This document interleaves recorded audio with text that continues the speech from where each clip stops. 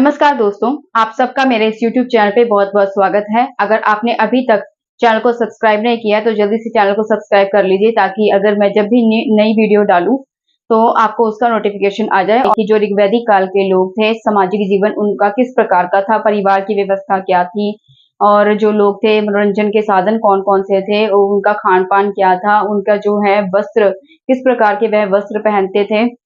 ठीक है, मतलब समाज में उन जो कुछ भी था उसके बारे में आज हम डिस्कशन करेंगे।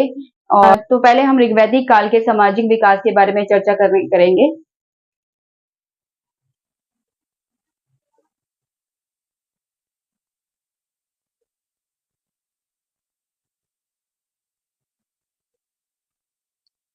तो चलिए चर्चा करते हैं कि ऋग्वैदिक काल के लोगों का सामाजिक जीवन किस प्रकार का था।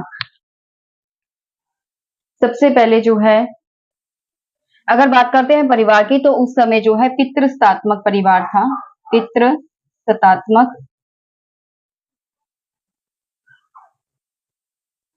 और संयुक्त परिवार था।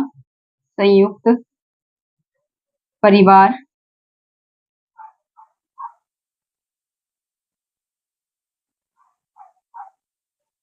देखिए, उस समय की ऋग्वैदिक काल के समाज की जो है सामाजिक स्थिति किस प्रकार की थी। जो परिवार था, अगर बात करते हैं परिवार के बारे में, तो उस समय जो है पितृसत्तात्मक परिवार था, यानी कि घर में जो है पुरुष की चलती थी, पिता की चलती थी। जैसे आज भी हम घरों में देखते हैं, किसी के घरों में जो है महिला की चलती है तो उसे हम मातृसत्तात्मक परिवार बोलेंगे, और जिस घर में पुरुष की चलती है तो उस घर को हम पितृसत्तात्मक परिवार कहते हैं। तो ऋग्वैदिक काल के अंदर सिर्फ पितृसत्तात्मक परिवार था, यानी कि पुरुष प्रधान समाज था। ठीक है, उसी के साथ ही जो संयुक्त परिवार की प्रथा प्रचलित थी। संयुक्त परिवार जो होता है, जैसे कि ज्वाइंट फैमिली होती है, जिसमें चाचा ताए के बच्चे और माता पिता उनके बच्चे रहते हैं, इसी प्रकार से, यानी कि 3 पीढ़ी के लोग रहते हैं। इसी प्रकार से जो है न्यूक्लियर फैमिली में सिर्फ सिंगल फैमिली रहती है, माता पिता और उनके बच्चे। लेकिन जो ऋग्वैदिक समाज है उसमें सिर्फ जो है संयुक्त परिवार का प्रचलन था, यानी कि ज्वाइंट फैमिली रहती थी, 3 पीढ़ी के लोग जो है एक साथ रहते थे। और साथ ही क्या है, गृहपति, यानी कि जो घर का, ग्रह का अर्थ होता है, ग्रह का अर्थ होता है घर, और पति यानी कि घर का जो मेन हेड है, यानी कि जो पुरुष होता था उसे ही गृहपति कहा जाता था। घर का जो मुखिया होता था उसे कहा जाता था गृहपति। अब हम बात करते हैं वर्ण व्यवस्था की। वर्ण व्यवस्था। उस समय की वर्ण व्यवस्था किस प्रकार की थी। जो वर्ण व्यवस्था है, यानी कि जो आर्य जन के लोग थे, ठीक है, तो उनका जो रंग था वो गौर वर्ण का था। गौर का अर्थ होता है गोरा रंग। ठीक है, तो जो आर्य वर्ग के लोग थे उनका गोरा रंग था, तो इसीलिए वो युद्ध में पराजित जो लोग थे उनको दास बनाकर रखते थे, यानी कि रंग के आधार पे जो है समाज जो है बटा हुआ था। इसके अलावा जो समाज है उसे 3 भागों में बांटा गया था, जिसमें ब्राह्मण, क्षत्रिय और वैश्य थे। ब्राह्मण वर्ग के जो लोग थे उनका काम था यज्ञ हवन करना, पूजा पाठ करना, और क्षत्रिय वर्ग के जो लोग थे उनका कार्य था युद्ध भूमि में लड़ाई करना, युद्ध भूमि में लड़ाई करना, और जो जन सामान्य थे, यानी कि जो आम जनता थी, उनकी रक्षा करना। जो वैश्य लोग थे उनका कार्य था छोटे मोटे काम करना। ठीक है, तो इस प्रकार से 3 भागों में जो है ऋग्वैदिक काल जो है बटा हुआ था। और इसके अलावा जो है जब ऋग्वैदिक काल के अंत में, ऋग्वैदिक काल के अंत में जो है इसमें एक चौथा, इसमें जो है एक फोर्थ, यानी कि चौथा जो है कैटेगरी है शूद्र की, वो भी ऐड हो गई थी, मतलब वो भी जो है शामिल होगी। शूद्र कैटेगरी के जो लोग थे, निम्न जाति के लोग कहे जाते थे। निम्न कैटेगरी के लोग, यानी कि जो है नीवी जात के लोग कहे जाते थे, जिन्हें समाज में बहुत ही छोटा दर्जा जो है दिया जाता था। ठीक है, अब हम बात करते हैं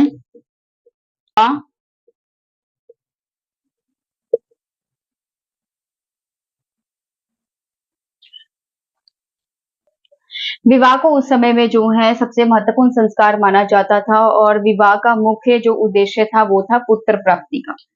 ठीक है, पुत्र प्राप्ति जो था इसका मुख्य उद्देश्य था। बाल विवाह का कोई भी प्रचलन नहीं था। ठीक है, उस समय में बाल विवाह जो है वो प्रचलित नहीं थी। इसी के साथ ही जिस व्यक्ति की कोई पुत्र नहीं होता था तो उसे घृणा का पात्र माना जाता था, ठीक है। और साथ ही अगर कोई विधवा स्त्री थी, साथ ही कोई अगर विधवा स्त्री थी, साथ ही उस समय जो है नियोग प्रथा प्रचलित थी। नियोग प्रथा का अर्थ होता है अगर कोई विधवा स्त्री है, अगर कोई स्त्री है उसका जो पति अ, मतलब मर चुका है, यानी कि विधवा स्त्री, ठीक है, तो उसे पुत्र प्राप्ति के लिए अपने देवर के साथ सहवास करने का अधिकार प्राप्त था। इस प्रथा को कहा जाता था नियोग प्रथा। तो ये प्रथा जो है उस समय प्रचलन में थी, ठीक है। अब बात करते हैं हम खान पान की, यानी कि भोजन की। ऋग्वैदिक काल के जो लोग थे उनका भोजन किस प्रकार का था। ऋग्वैदिक काल के जो लोग थे वो दूध से बनी हुई बहुत सारी चीजों के पकवान बनाते थे। इसके अलावा जो है पूषण देवता का सबसे प्रिय भोजन था करम्ब। करम्ब का अर्थ था दलिया, ठीक है, जिसे आज हम दलिया कहते हैं। ऋग्वैदिक काल में उसे करम्ब कहा जाता था। इसी के साथ ही अगर कोई अतिथि घर पे आता था, अतिथि का मतलब मेहमान, ठीक है। अगर कोई अतिथि यानी कि मेहमान घर पे आता था तो बछड़े का मांस, यानी कि पुष्ट बछड़े का मांस जो है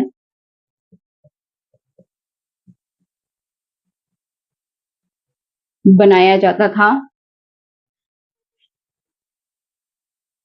अगर बलि की बात करें,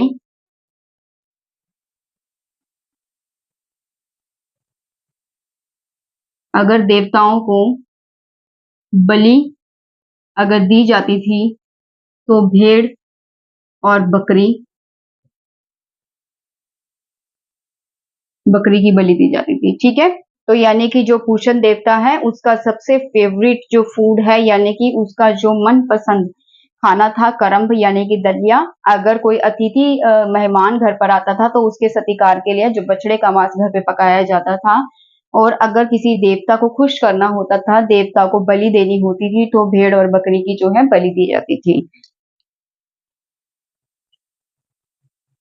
अगर इसी के साथ ही जो है सोमरस सोमरस सबसे मनपसंद पेय था। पेय का अर्थ होता है पीने वाला। पेय का अर्थ होता है पीने वाला कोई लिक्विड, ठीक है।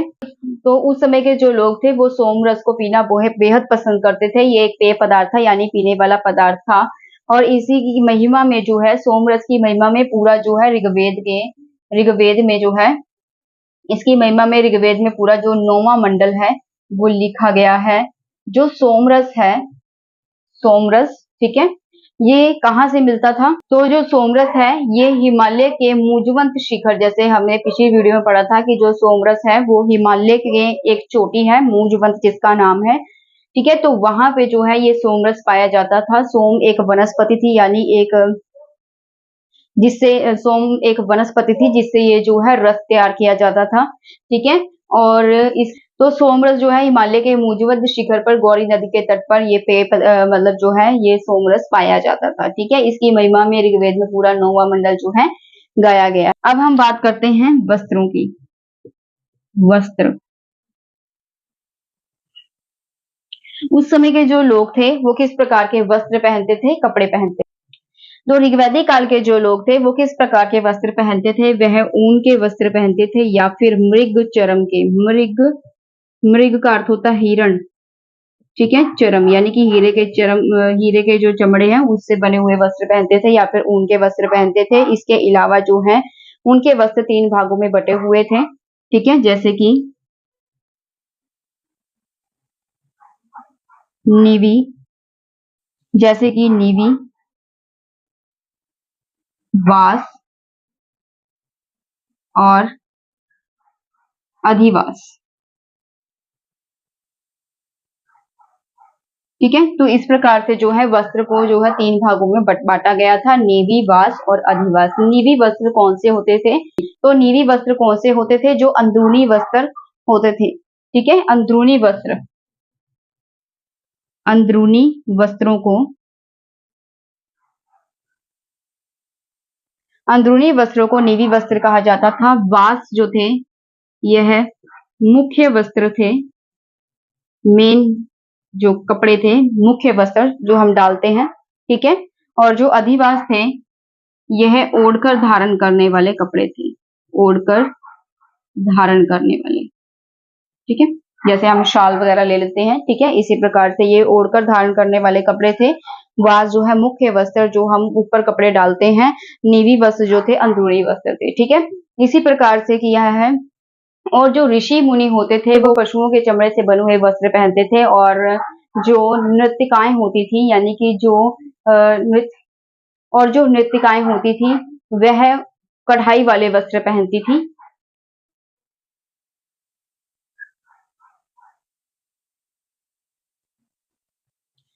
तो इस प्रकार से हमने परिवार के बारे में जो है जान लिया, ठीक है। उस समय का जो परिवार था पितृस्तात्मक परिवार था, संयुक्त परिवार का प्रचलन था यानी कि ज्वाइंट फैमिली, और गृहपति यानी कि जो लोग थे वो सॉरी और जो मतलब घर का मेन मुखिया था उसे गृहपति कहा जाता था। वर्ण व्यवस्था किस प्रकार की थी? ब्राह्मण, क्षत्रिय, वैश्य यानी कि 3 कैटेगरीज में जो है उस समय का समाज बटा हुआ था।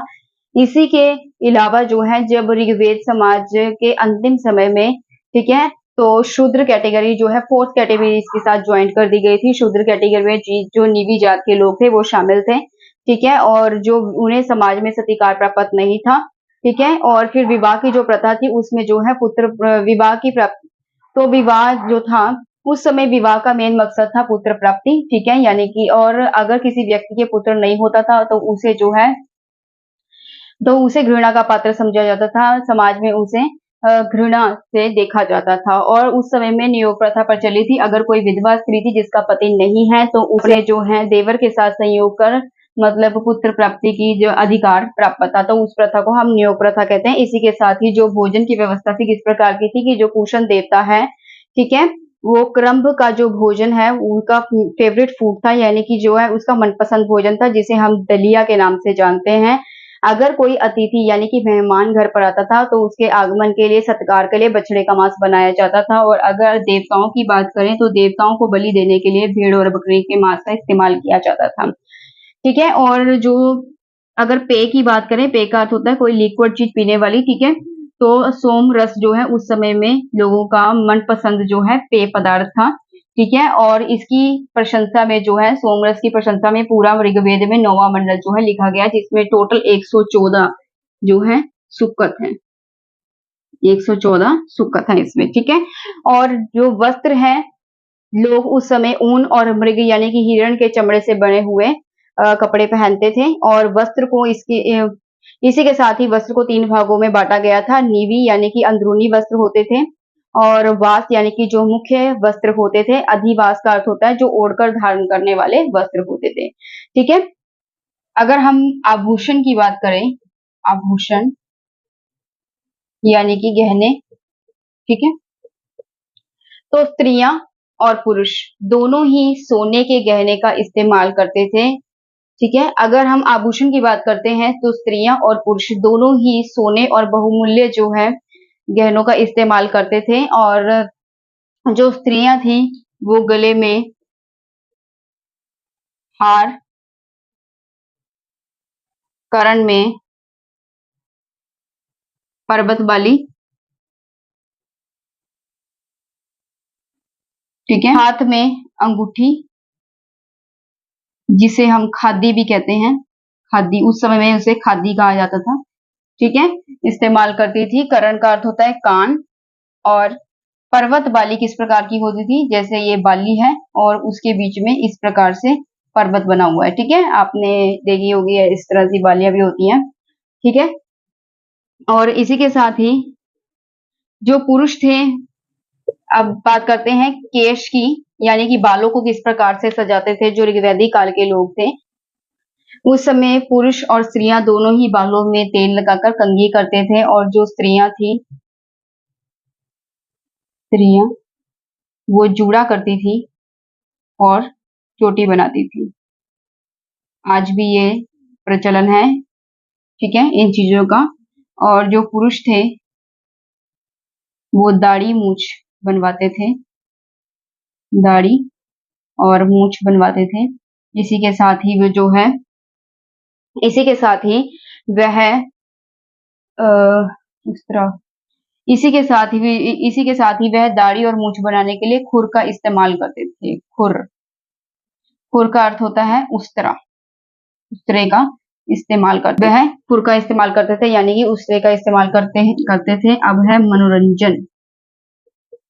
मनोरंजन, ठीक है, कि जो ऋग्वैदिक काल के लोग थे वो किस प्रकार से मनोरंजन करते थे। ऋग्वैदिक काल के जो लोग थे बहुत ही हर्षोल्लास जीवन व्यतीत करते थे और इसी के साथ ही जो है वो अपने मनोरंजन के लिए अलग अलग चीजों का इस्तेमाल करते थे, जैसे कि उस समय जो है रथ दौड़, घुड़दौड़ भी प्रचलन थी, ठीक है। रथ दौड़ जो है को राजसूय यज्ञ में एक महत्वपूर्ण अनुष्ठान माना गया है, ठीक है। और जो लोग थे वह चौगान, ऋग्वैदिक काल के लोग जो है चौगान भी खेलते थे। चौगान, जिसे काष्ठ या फिर आजी भी कहा जा सकता है। इसी के साथ ही जो लोग हैं संगीत प्रेमी थे, ठीक है, जिस बात का सबूत हमें ये मिलता है ऋग्वैदिक काल में जो है पूरा एक वेद यानी कि सामवेद, ठीक है, सामवेद पूरा संगीत पे लिखा हुआ है, जिसमें हमें संगीत के बारे में जानकारी मिलती है। अब बात करते हैं चिकित्सा की।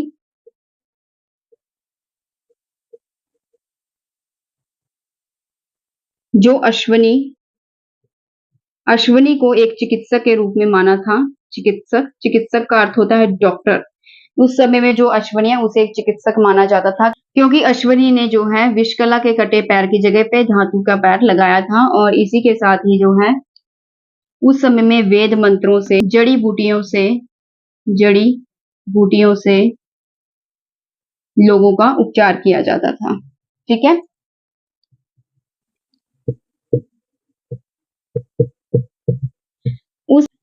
उस समय शिक्षा का जो है मुख्य मकसद क्या होता था? ईश्वर की भक्ति, चरित्र निर्माण तथा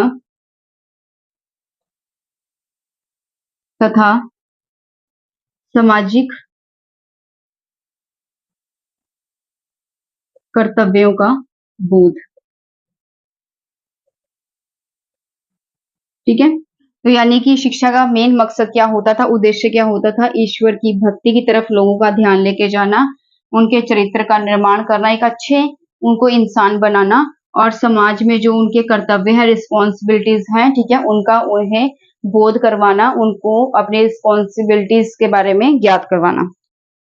तो एक बार रिपीट कर लेते हैं कि आभूषण किस प्रकार के पहनते थे उस समय में लोग जो हैं, जो लेडीज थी गले में हार पहनती थी, सिर पर कुरीर पहनती थी, करण में जो है बाली पहनती थी, पर्वत टाइप की, ठीक है, और अंगूठी जिसे खादी भी कहा जाता था पहनती थी। केश जो है स्त्रियां बालों में जो है तेल लगाती थी और कंघी करती थी। स्त्रियां जो है ज्यादातर जूड़ा और चोटी का प्रचलन था, जो आज भी प्रचलन है। पुरुष जो है दाढ़ी मूछ बनवाते थे और दाढ़ी मूछ बनवाने के लिए वो उसरे का इस्तेमाल करते थे, जिसे खुर कहा जाता था। अगर मनोरंजन के साधन की बात करें तो उस समय में रथ दौड़ जो है प्रचलन में थी, ठीक है। राजस्व यज्ञ में इसे एक महत्वपूर्ण अनुष्ठान माना गया है। और उस समय घुड़दौड़ यानी घोड़े की जो दौड़ थी वो भी प्रचलन में थी। चौगान खेला जाता था, जिसे काष्ठ या आजी कहा जाता था। संगीत में जो है लोग बहुत रुचि रखते थे। इसी के जो है को देखते हुए ऋग्वेद में, इसी को देखते हुए हम देखते हैं कि पूरा एक वेद यानी कि जो सामवेद है पूरा संगीत से रिलेटेड लिखा गया है। चिकित्सा की बात करें तो जो अश्वनी था उसे चिकित्सक के रूप में माना गया था, क्योंकि उसने विषकला के जो कटा हुआ पैर था उसकी जगह पे एक धातु का पैर लगाया। और उस समय में जो है किसी व्यक्ति को ठीक करने के लिए वेद मंत्र या फिर जड़ी बूटियों का इस्तेमाल किया जाता था। शिक्षा की बात करें तो उस समय शिक्षा का मुख्य उद्देश्य क्या होता था कि लोगों का ध्यान जो है ईश्वर की भक्ति की तरफ लेके जाना, उनके चरित्र का निर्माण करना, मतलब उन्हें एक अच्छा इंसान बनाना और सामाजिक कर्तव्य से उनका बोध करवाना, उन्हें ज्ञान करवाना कि उनकी समाज में क्या-क्या रिस्पॉन्सिबिलिटीज हैं, ठीक है। तो ये सभी जो थे ये ऋग्वैदिक काल के सामाजिक विकास के मेन जो है टॉपिक से। अब हम बात करते हैं कि उत्तर वैदिक कालीन जो समाज था वो किस प्रकार का है। अब हम बात करते हैं संस्कारों की। जन्म से लेकर मृत्यु तक व्यक्ति के बहुत सारे महत्वपूर्ण संस्कार होते हैं और जैसे सूत्रकार गौतम ने जो है संस्कारों की संख्या, सूत्रकार गौतम यहाँ पे मैं लिख देती हूँ कि जो गौतम है, ठीक है, जिन्होंने सूत्रों की रचना की उन्हें हम सूत्रकार कहते हैं। सूत्रकार गौतम ने जो है संस्कारों की संख्या 40 बताई है और अन्य जो स्मृतिकार हैं, ठीक है, स्मृतिकार, उन्होंने संस्कारों की संख्या जो है 16 बताई है। आज हम 16 संस्कारों के बारे में विस्तार से जो है पढ़ेंगे। गर्भाधान,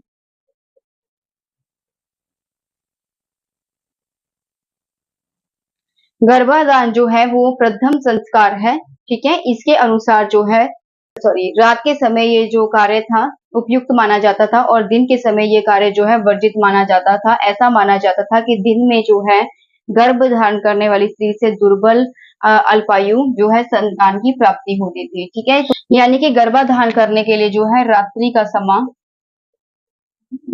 का जो समय उपयुक्त माना जाता था। ऐसा माना जाता था कि दिन के समय गर्भ धारण करने वाली स्त्री से अल्पायु और दुर्बल जो है संतान की प्राप्ति होती है। दूसरे नंबर पे था पुष्वन, यानी कि दूसरा संस्कार है पुष्वन। पुष्वन जो संस्कार था ये गर्भ धारण करने के तीसरे महीने में किया जाता था। तीसरे महीने में, और ये जो संस्कार था ये पुत्र प्राप्ति के लिए किया जाता था, पुत्र की प्राप्ति के लिए। सीमांतोन्नयन, सीमांतोन्नयन ये तीसरा संस्कार था और इसके जरिए जो है गर्भवती स्त्री जो थी, ठीक है, उसकी रक्षा के लिए ये जो है संस्कार किया जाता था और जो संतान है उसकी जो है लंबी आयु के लिए, उसकी दीर्घ आयु के लिए यानी कि लंबी आयु के लिए ये संस्कार किया जाता था। साथ ही क्या है उसकी प्रेत आत्माओं से जो है रक्षा के लिए ये संस्कार किया जाता था और इसके लिए जो स्त्री है उसके शरीर पे एक लाल रंग का चिन्ह भी बनाया जाता था। उसके बाद है जो जातकर्म संस्कार। अब है जातकर्म संस्कार।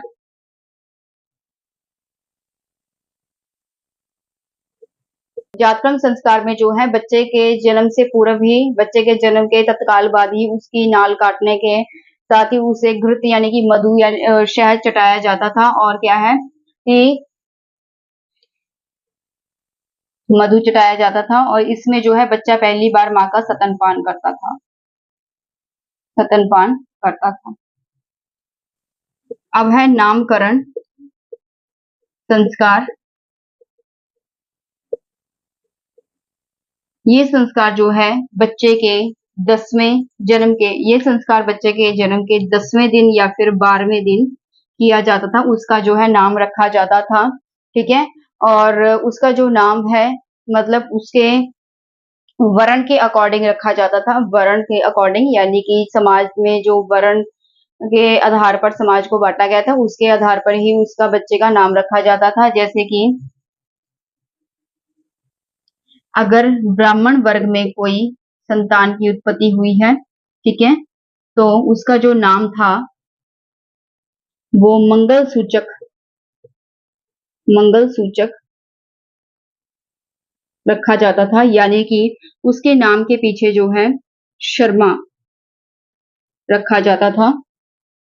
अगर क्षत्रिय परिवार में संतान की उत्पत्ति हुई है तो बल सूचक,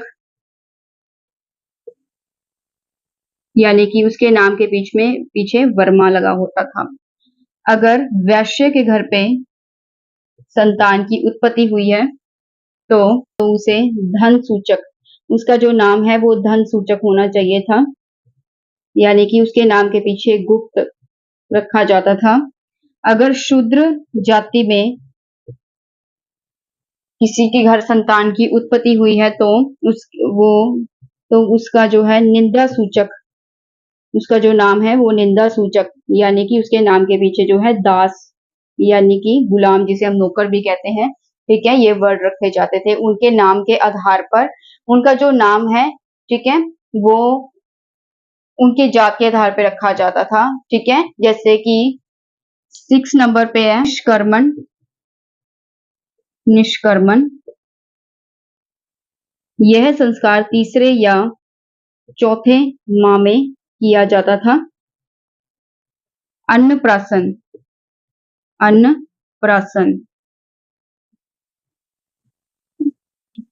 अन्नप्राशन में जो है नाम से ही पता चल रहा है कि अन्न यानी कि अनाज। इस संस्कार में जो बच्चा होता था, ठीक है, तो उसे 6 महीने के बाद, 6 माह के बाद, ठीक है, उसे खाने के लिए जो है अन्न दिया जाता था। इसका उद्देश्य ये होता था कि बच्चा सही समय में माँ का दूध पीना छोड़कर जो है अनाज खाना शुरू कर दे, यानी कि उसे पका हुआ भोजन देते थे। पका हुआ भोजन, ताकि उचित समय पे बच्चा माँ का दूध जो है पीना छोड़ दे और पका हुआ भोजन खाना शुरू कर दे, ठीक है। चूड़ा करण या चौलकरम, इसमें पहली बार बच्चे के बाल काटे जाते थे,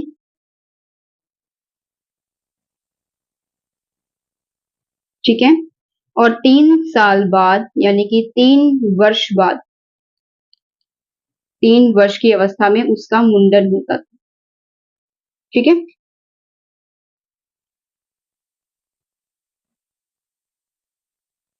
9वां संस्कार करण भेद।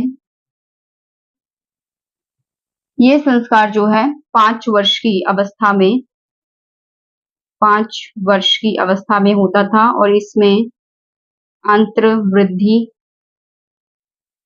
और अंडकोश से रिलेटेड जो भी बीमारियां थी उससे छुटकारा दिलाने के लिए ये संस्कार किया जाता था, ठीक है। अब 10वां संस्कार है विद्यारंभ। विद्यारंभ के अनुसार जो है बच्चे को अक्षरों का बोध करवाया जाता था, घर पर ही अक्षरों का बोध करवाया जाता था और उसे घरेलू विद्या दी जाती थी, ठीक है। और अब आता है उपनयन। उपनयन का अर्थ होता है गुरु के समीप, गुरु के समीप ले जाना। बच्चे को गुरु के समीप लेकर जाते थे और उसे जो है विद्या के लिए, और उसे विद्या दिलाते थे, ठीक है। ब्राह्मण के लिए जो है, ब्राह्मण के लिए ये आयु थी 8 वर्ष। क्षत्रियों के लिए ये आयु थी 10 वर्ष, और जो वैश्य थे उनके लिए आयु जो थी 12 वर्ष थी, ठीक है। 12 वेदारंभ। इसमें वेदों का अध्ययन किया जाता था। वेदों का अध्ययन जो है गायत्री मंत्र से इसकी शुरुआत की जाती थी, ठीक है। केशांत अथवा गोदान। इस संस्कार में गुरु के समीप रहते हुए 16 वर्ष की अवस्था में प्रथम बार जो है दाढ़ी मूछ बनवाई जाती थी, और जो गुरु है उसको दक्षिणा स्वरूप गायें जो है दक्षिणा में दी जाती थी, ठीक है। और प्रथम बार जो है दाढ़ी मूछ बनवाया जाता था, ठीक है, और इसे केशांत अथवा गोदान भी कहा गया है। समावर्तन। इस संस्कार के आधार पर समावर्तन के अनुसार जो बच्चा था, ठीक है, वो गुरु के घर से जो है विद्या प्राप्त करके अपने घर की तरफ जाता था, यानी गृह परतता था, अपने घर वापसी, गृह वापसी करता था, ठीक है।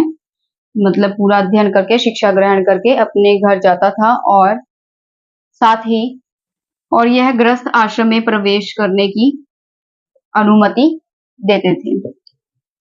विभाग गृहस्थ आश्रम का जो प्रारंभ है, शुरुआत है, वो इसी संस्कार से मानी जाती है।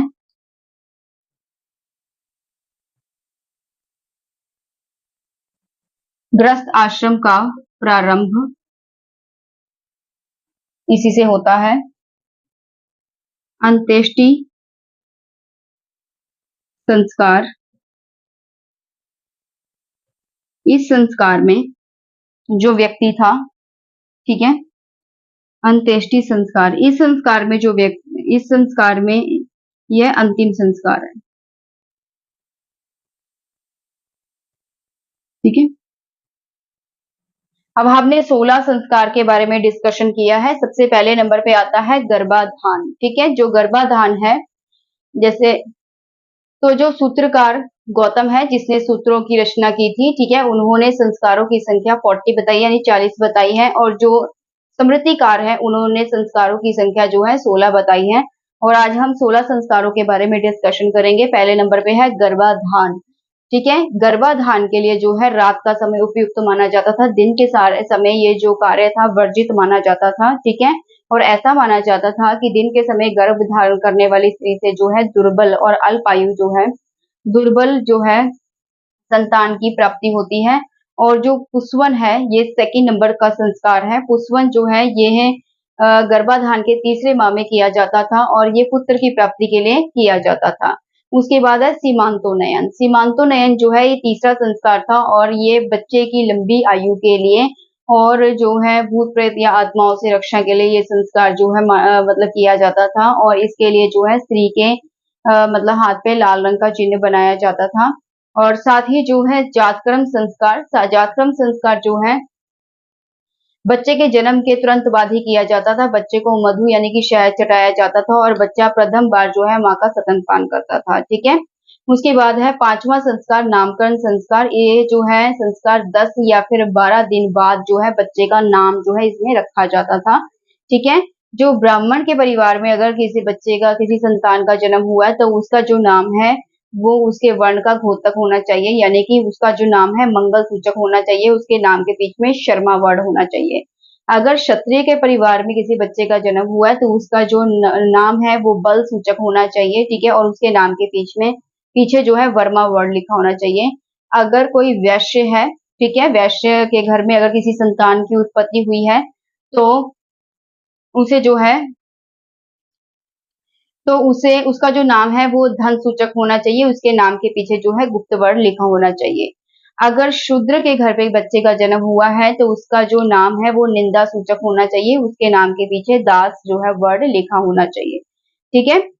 तो निष्कर्मण, ये है 6वां संस्कार। निष्कर्मण जो है 3 या 4 साल के महीने में किया जाता था। अन्नप्राशन, इसके नाम से ही पता चल रहा है, अन्न, अन्न का मतलब होता है अनाज, ठीक है। प्राशन का मतलब होता है ग्रहण करना। ये जो संस्कार था 6 महीने बाद जो है बच्चों किया जाता था।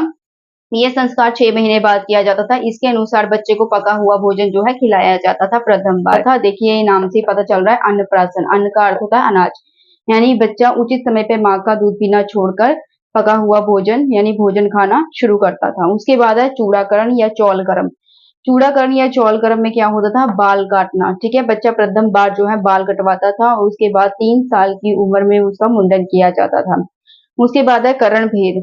करण भेद में क्या है, 5 वर्ष की अवस्था में जो है ये संस्कार किया जाता था, और ये आंत्र वृद्धि और अंडकोश जैसी बीमारियों से मतलब जो है बचाव के लिए ये संस्कार किया जाता था। इसी के साथ ही जो है विद्यारंभ। विद्यारंभ में क्या होता था, अक्षरों का बोध करवाया जाता था बच्चों को घर पर ही। उपनयन संस्कार में क्या होता था, ये गुरु के समीप मतलब इस संस्कार में जो है बच्चे को गुरु के पास ले जाया जाता था शिक्षा ग्रहण करने के लिए। और जो ब्राह्मण लोग थे, ब्राह्मण के जो बच्चे थे, वो 8 वर्ष की आयु में जो है गुरु के पास जाते थे शिक्षा ग्रहण करने के लिए। क्षत्रिय वर्ग के लोग थे 10 वर्ष की आयु में, वैश्य वर्ग थे जो वो 12 वर्ष की आयु में जो है शिक्षा ग्रहण करने के लिए जाते थे। इस प्रकार से क्या है, अलग अलग जातियों के जो लोग थे उनकी जो है उम्र निर्धारित की गई थी, ठीक है, गुरु के पास शिक्षा ग्रहण करने के लिए लेके जाने के लिए। उसके बाद है वेदारंभ। वेदारंभ का अर्थ होता है वेदों का अध्ययन करना और इसकी शुरुआत गायत्री मंत्र से की जाती थी। केशांत अथवा गोदान, ये जो संस्कार है 16 वर्ष की आयु में किया जाता था। इसमें बच्चा जो है प्रथम बार गुरु के पास जो है दाढ़ी मूंछ बनवाता था और दक्षिणा स्वरूप जो है गुरु को गायें दी जाती थी। उसके बाद समावर्तन, समावर्तन में क्या होता है, गृह वापसी, बच्चा जो है गुरु के पास शिक्षा ग्रहण करने के बाद घर वापसी करता है और जो है गृहस्थ जीवन व्यतीत करता है। विवाह, गृहस्थ आश्रम का जो है प्रारंभ करना। विवाह में क्या होता था कि विवाह जो मतलब संस्कार है, इसी से जो बच्चा है गृहस्थ आश्रम का प्रारंभ करता था, ठीक है। और फिर अंत्येष्टि संस्कार जो था, अंत्येष्टि संस्कार यानी कि अंतिम संस्कार, ठीक है। तो इस प्रकार से हमने जो है 16 संस्कारों के बारे में विस्तार पूर्वक से पढ़ा।